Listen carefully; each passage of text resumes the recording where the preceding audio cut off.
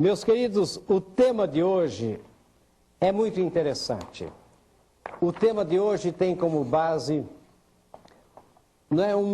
uma coisa que Victor Hugo nasceu em 1802 e morreu em 1895. É aquele escritor francês famoso, escreveu Os Miseráveis, entre outras obras. E ele diz uma hora o seguinte: quando não somos inteligíveis, é porque não somos inteligentes. E um grande escritor brasileiro, Mário Quintana, um gaúcho, Mário Quintana, que traduziu, inclusive, algumas obras de Victor Hugo, ele diz o seguinte: quando o leitor não entende o que o escritor escreve, um dos dois é burro. E o tema é esse, o desafio de escrever bem.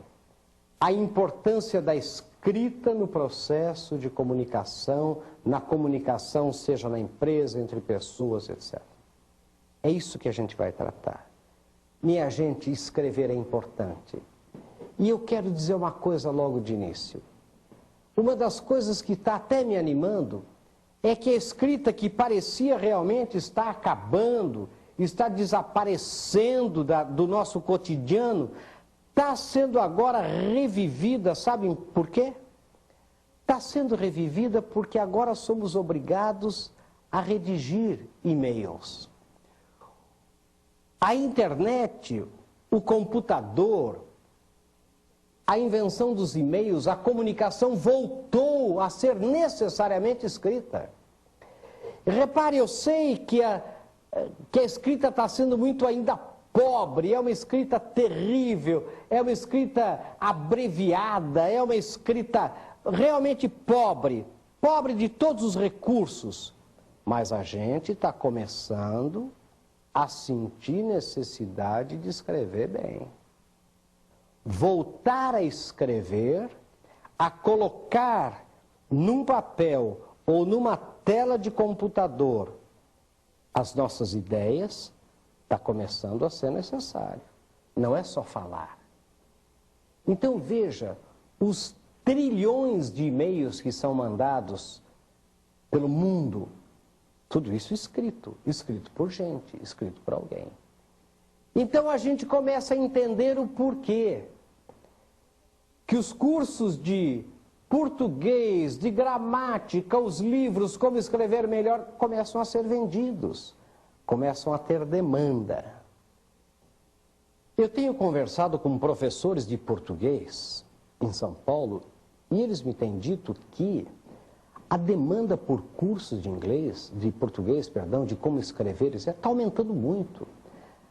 Há empresas que estão fazendo cursos dentro da empresa, em horas de expediente, ou uma hora antes, ou uma hora depois, etc., para que as pessoas se comuniquem melhor, porque realmente a gente não está conseguindo entender aquilo que está lendo.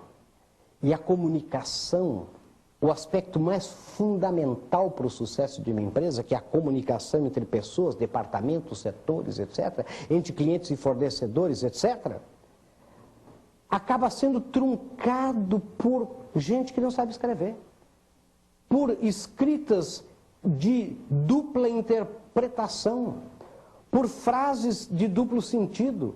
E a pessoa realmente não sabe, ao ler aquilo, o que realmente a pessoa que escreveu quis dizer quando escreveu aquilo.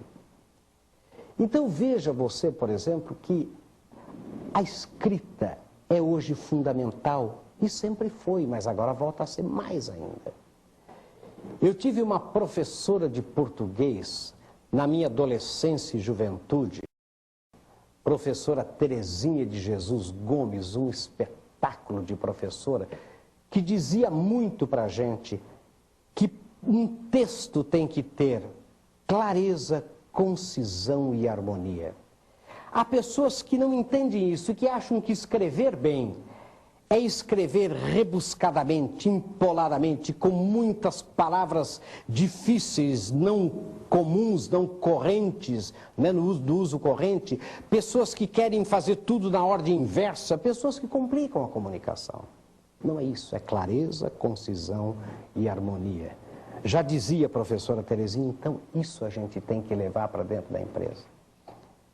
E é muito importante que as pessoas aprendam a escrever e entendam, por exemplo, não é, o que a outra pessoa vai sentir ao ler aquilo. Eu coligi algumas coisas interessantes aqui que eu queria comentar com vocês. Eu uma vez fui numa concessionária de automóveis e vi escrito assim atrás do caixa: só aceitamos cheques de fora com visto da gerência.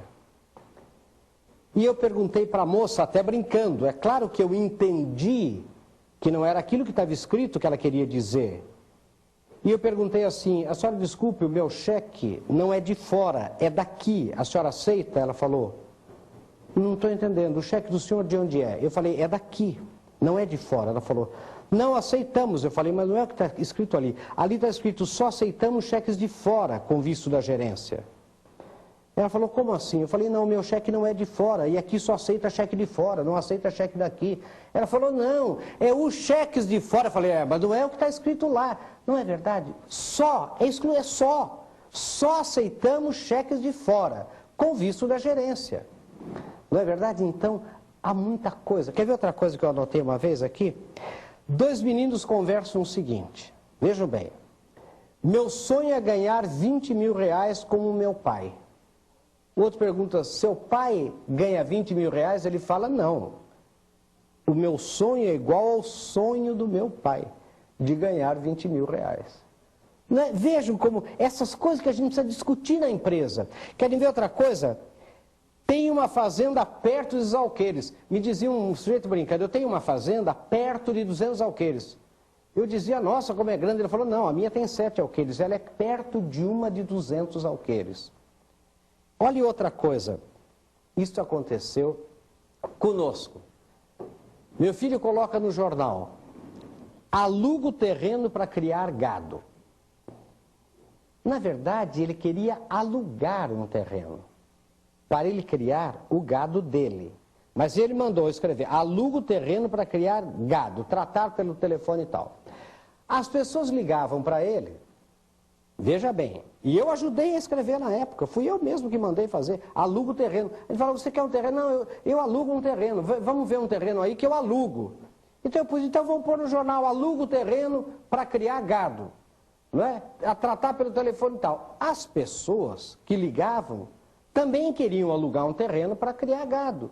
E a conversa ficava a coisa mais espetacular do mundo, vocês podem imaginar. Que tamanho é o terreno? Não, o senhor que sabe, pois depende, né? Se o senhor não sei que terreno é. Falou: mas como o senhor não aluga um terreno? Ele falou: não, eu alugo o terreno. Não, mas aonde está o terreno? Ele falou: não, o senhor que sabe também, quer dizer, eu queria mais próximo daqui. E o sujeito falava: o senhor é um palhaço, rapaz. Não é? Por quê? Porque completamente errada a proposição. Não é? Ó, você quer ver outra coisa que eu vi? Sua proposta está totalmente de encontro com nossa filosofia. E eu fiquei pensando: será que está a favor ou contra? Porque de encontro é contra, não é? Se fosse ao encontro de, não, mas de encontro é... Então, sua proposta está totalmente de encontro com a filosofia da nossa empresa. É o que? Ele aceitou a proposta ou não aceitou a proposta? Não é? Olha essa aqui: o aumento salarial proposto foi de encontro às expectativas da categoria. E aí, tá? Como é que é? E assim, gente, tem muita coisa que a gente precisa pensar quando escreve. Porque quando a gente escreve, tem alguém que está lendo.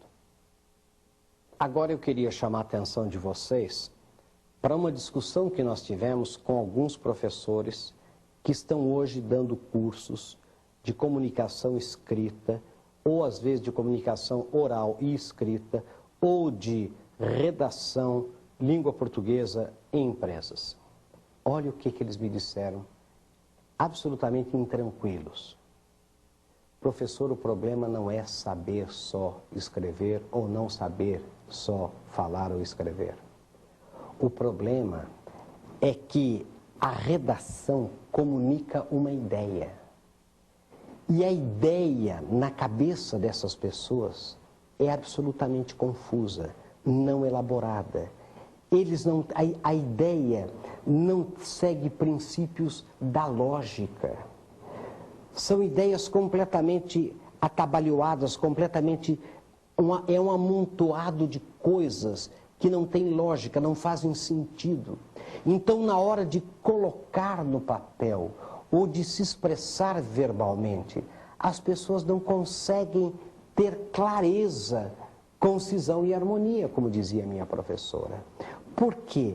Não é que não saibam vocabulário, não é que não saibam concordância verbal, concordância nominal, ou etc. Não, até sabem.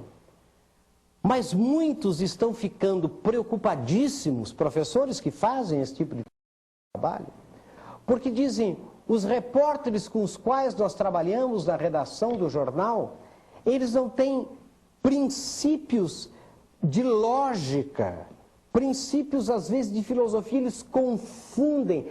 A ideia na cabeça deles é absolutamente confusa. Como é que eu vou redigir um texto claro com base numa ideia confusa? Os repórteres, dizia um professor que trabalha com isso, não sabem perguntar, não sabem, na verdade, elaborar uma pergunta. Ora, se não sabem elaborar uma pergunta aqui dentro, como é que vão passar para o papel de forma escrita? Então, aí que está também. Então, note que quando você começa a puxar um rato pelo rabo, sai um elefante. Por quê? Porque não é só escrever.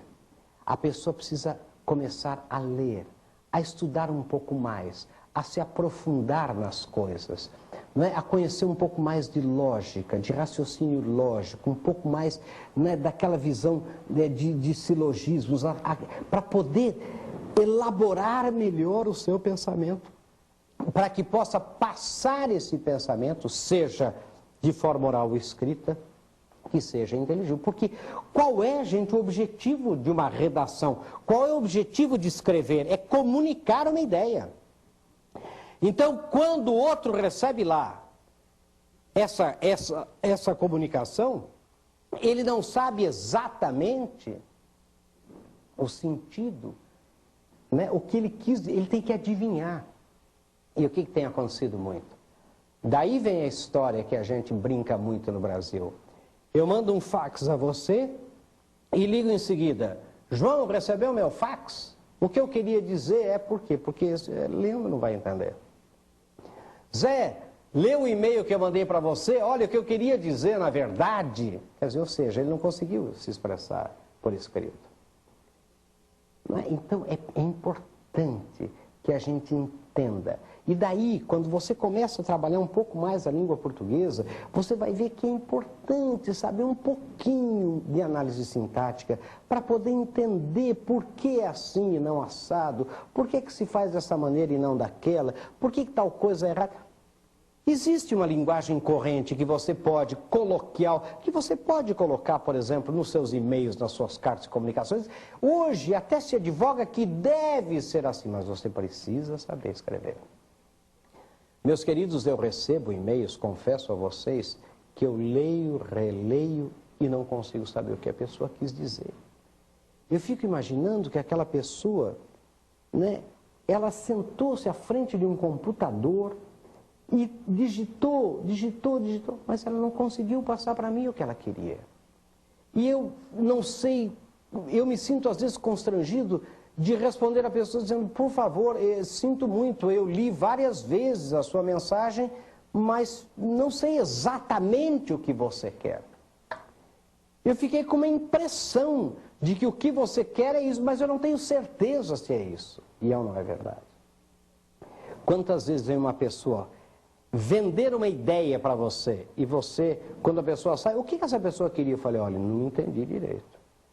Parece que ele teve uma ideia aí que está querendo, mas ele não deixou, não sei, não consegui entender.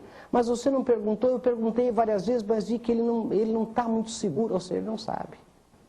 Não sabe colocar ideias. Agora, se essa pessoa marcou uma reunião com alguém para apresentar uma ideia, impossível que ela acredite que não saiba o que ela queira. Ela sabe o que ela quer. Qual é o grande problema? Ela não é capaz de comunicar a sua ideia. Então, gente, hoje é muito importante escrever. Porque por mais que a gente seja oral e auditivo, como nós brasileiros somos, que temos dificuldade para ler, não gostamos de ler, a comunicação nossa é cada vez mais oral e auditiva. Eu sempre digo, advogo, e nós temos vídeos na Comit sobre isso. Mas é importante lembrar que a escrita faz parte, né, do processo de comunicação. E agora com os e-mails, e agora com o advento da internet, você está sendo chamado a voltar a escrever. E é muito importante que você se lembre da clareza, concisão e harmonia. Mensagens curtas, mensagens focadas, mensagens claras, mensagens limpas, mensagens de fácil compreensão. Pense bem nisso, escreva bem, treine escrever. Fale com uma pessoa, faça esse teste, fale uma coisa, escreva, se coloque no lugar de outra pessoa lendo aquilo que você... E veja se é verdade ou não que as pessoas têm dificuldade de entender o que você escreve.